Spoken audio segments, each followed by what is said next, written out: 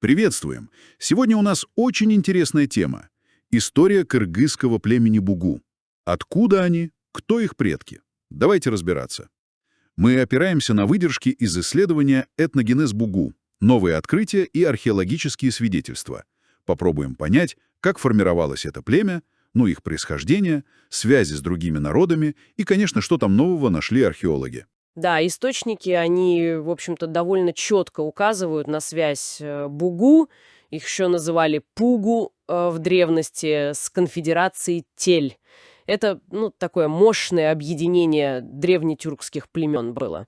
И есть серьезные аргументы, например, родовые знаки, тамги, они общие. Общие, то есть прямо одинаковые. У Бугу и у древних кыргызов, которых китайцы называли Тяйгу, и у других Теле. Ничего себе.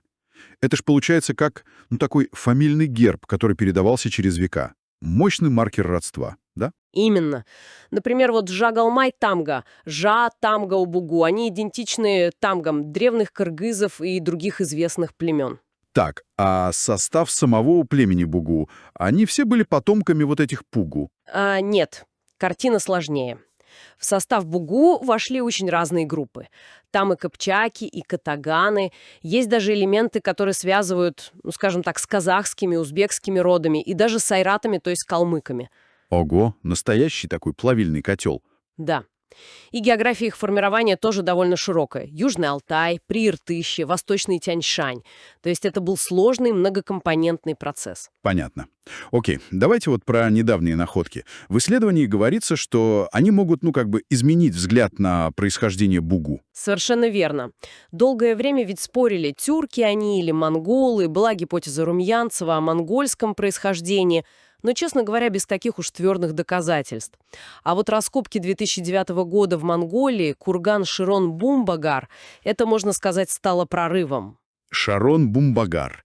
Это кинотаф, да?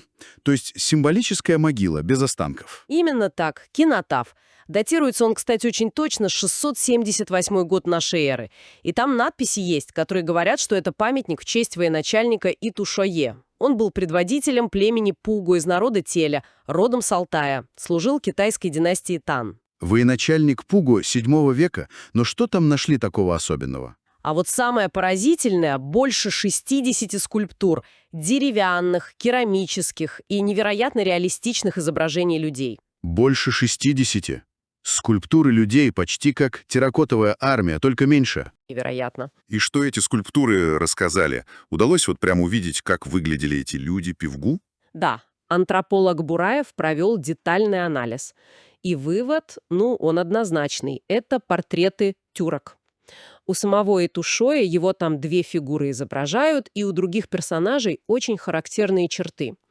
Такой, знаете, метисированный тип, но со значительным европеоидным компонентом. Европеоидным? А поконкретнее можно? Да, конечно. Это, например, удлиненная форма головы, высокое, не очень широкое лицо, выступающие скулы, нос часто такой с горбинкой орлиный и разрез глаз европеоидный. То есть это черты, которые антропологи как раз связывают с тюркскими группами того периода с заметным вот этим европеоидным влиянием. Это отличает их от, скажем, монголоидных популяций региона. Понятно. То есть скульптуры — это прям визуальное подтверждение, что Пугу VII века были тюрками с определенной внешностью. Именно так. Это очень важное антропологическое свидетельство. Хорошо, с внешностью и связью с тюрками теле вроде проясняется. А само название Бугу, откуда оно? Вписывается ли в эту картину? О, да, напрямую. Бугу, как и его древняя форма пугу, переводится как олень, морал, благородный олень. И у киргизов ведь очень известен миф о матери оленихе, прародительнице племени Бугу. А, точно. Рогатая мать-олениха. Да-да. И это прекрасно ложится на культ оленя как тотемного предка у многих народов Саяна-Алтая. У тувинцев, шорцев, телеутов олень – это очень важный символ. То есть связь с Саяна-Алтаем прослеживается и через название. Совершенно верно. Считается, что Саяна-Алтай – это вообще колыбель для многих тюркских народов. И для Тутюка, древних тюрков, и для Теля, к которым относились и предки Пугу. Оттуда они, вероятно, и начали свое движение на Тянь-Шань. Так, давайте подведем итог. Значит, племя Бугу — это потомки древних тюрков в теле, известных как Пугу. Доказательства — общие родовые знаки, тамги, плюс недавние археологические находки, вот эти удивительные скульптуры VII века из Шоруум-Бумбагар, которые показали их тюркскую внешность с европеоидными чертами. Да, и само название «бугу», то есть олень, указывает на древний тотем и связь с Саяно-Алтаем их вероятной прародиной.